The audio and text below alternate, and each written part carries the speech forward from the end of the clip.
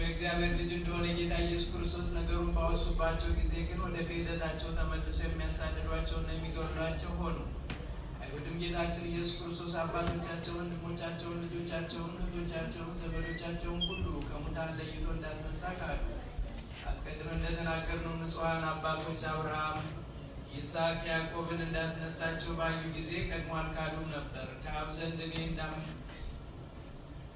እንደማጣላችሁ አታስቡ። ነገር ግን የሚያጣሏችሁ አብርሃም፣ ይስሐቅ፣ ያዕቆብ፣ ሙሴ አሉ። ወደ አብ ያጣሏችኋል ያለው የጌታችን ኢየሱስ ክርስቶስ ቃሉ ይፈጸም ዘንድ እንዲሁ አባቶች ሁሉ እውነተኞችም ስለ ትንሣኤ ምስክር ሆነዋል። በእሑድ ሰንበት ማለዳ ገና ጨለማው ሳለ ሴቶች ወደ መቃብሩ ቦታ መጡ።